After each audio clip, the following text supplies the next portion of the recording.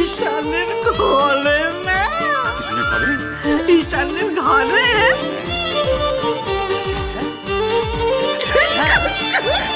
আচ্ছা আচ্ছা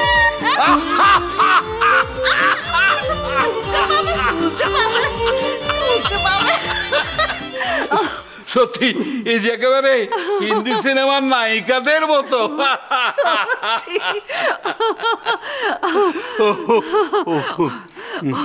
ওদের তিনটিতে মিলে যা সুন্দর মিলেমিশে মানিয়েছে না, এমন যদি সারা জীবন ওরা থাকে কত ভালো হয় বলো। সত্যি সত্যি গিন্নি, ঈশানের বিয়ের পর নতুন বউ এ বাড়িতে আসার পর থেকে বাড়িতে যেন একেবারে খুশির বন্যা বয়ে যাচ্ছে।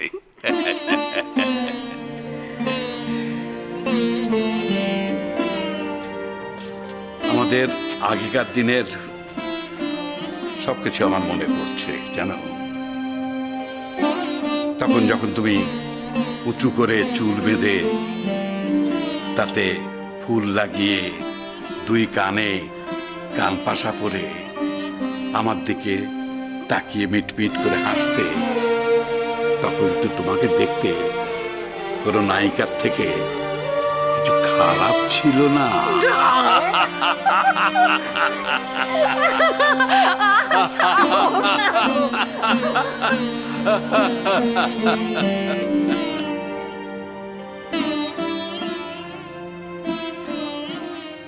ঠাম্মা আমাদের কি বলবে কে জানে। দিদিভাই, ঠাম্মা কি আমাদের সত্যি সত্যি দেখে নিয়েছে?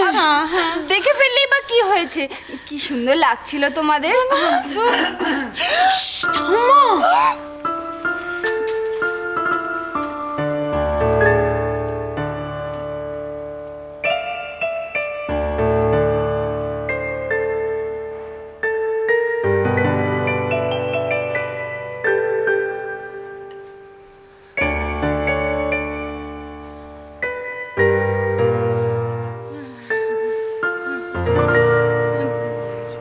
শাড়ি শাড়ি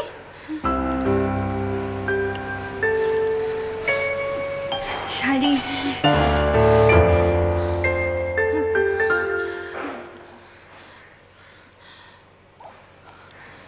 এই নে নে, তোদের জন্যই বানিয়েছি, গরম গরম খা। আমাদের জন্য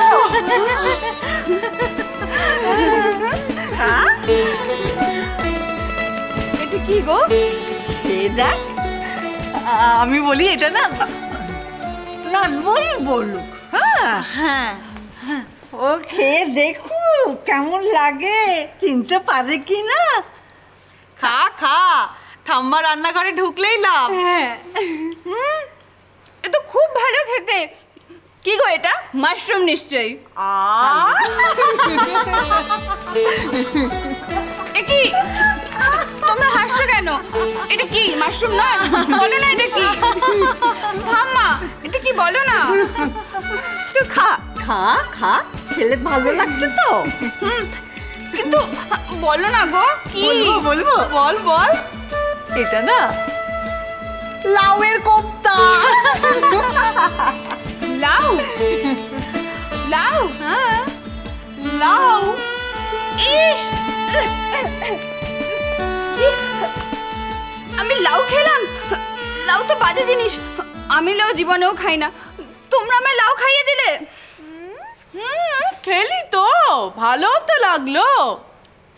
ললিতা, আমি তোকে একটা কথা বাজি রেখে বলতে পারি, আমার দিম্মার থেকে ভালো লাউয়ের কোপ্তা এই পৃথিবীতে কেউ বানাতে পারে না। বল। ঠাম্মা তুমি সত্যি সুপারব।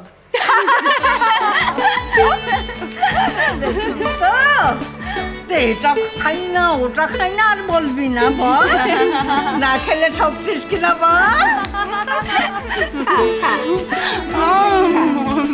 তুই খা, তুমি খাও। বাবা ডাকছিলে? শোন, ছটফট করিস না, তুই একটু আমার কাছে দাঁড়া, তোর সঙ্গে আমার জরুরি কথা আছে। ছটফট করবি না, বুঝলি না? কি বলবে তাড়াতাড়ি বলো। বলছি আমি এই যে কমলের চিঠিটা আছে, তুই একটু পড়ে দেখ। কি হলো? হ্যাঁ কি চিঠি পড়ার তোমার কিছু দরকার নেই। চিঠি যখন লিখেছে তার মানে বেঁচে আছে।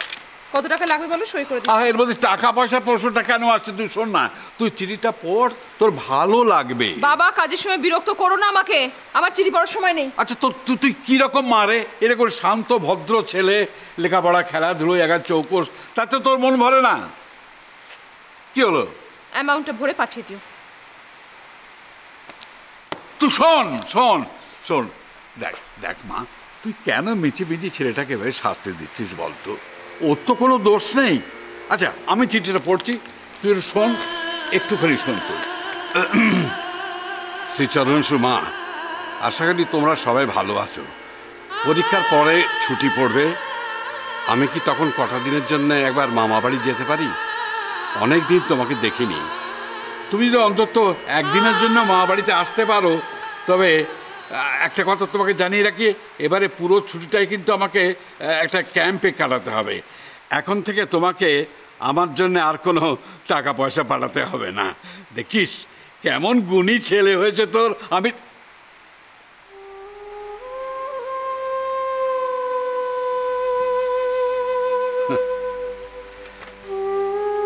না রে দাদু ভাই, তোর মা এখনো তোকে মেনে নিতে পারেনি। তোকে আরো অনেক অনেক দিন অপেক্ষা করতে হবে। হ্যাঁ, ধৈর্য ধরে থাকতে হবে।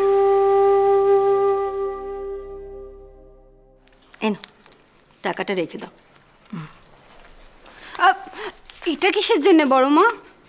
ডক্টর সিনহার ফিজের টাকা তুমি সেদিনকে দিলে না, তুলে রেখে দাও। শোনো না, সে তো আমার কাছে ছিল তাই আমি দিয়ে দিয়েছিলাম। ফেরত দিচ্ছ কেন?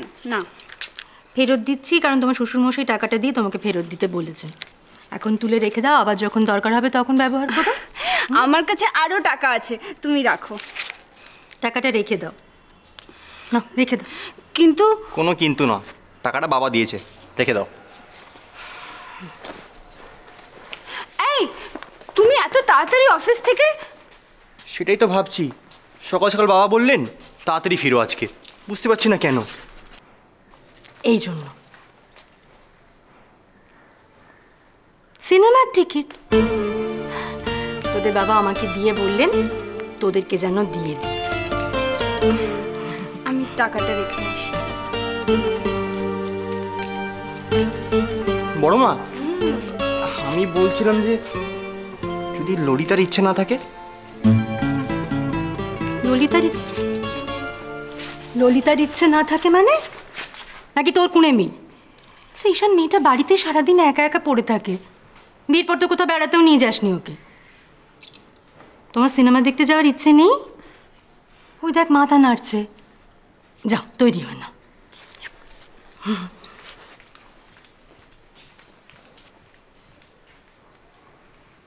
আমার সিনেমা টিনেমা দেখবার একদম ইচ্ছে নেই।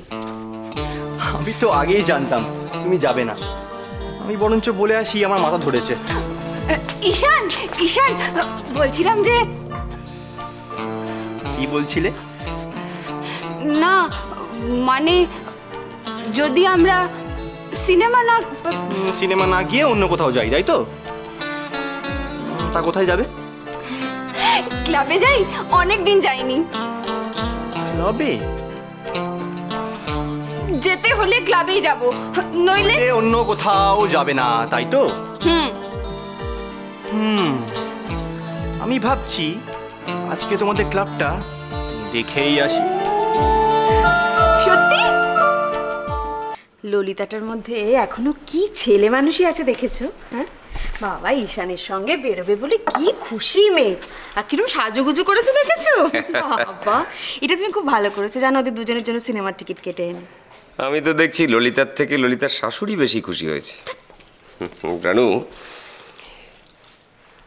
তোমার এই হাসি মুখটা দেখার জন্যে আর তোমার পাশে বসে চা খাবার জন্যে আমি ভাবছি এবার থেকে মাঝে মাঝেই ঈশানদের জন্য সিনেমার টিকিট কেটে নিয়ে আসবো। সবসময় আর কি মার ভালো লাগে।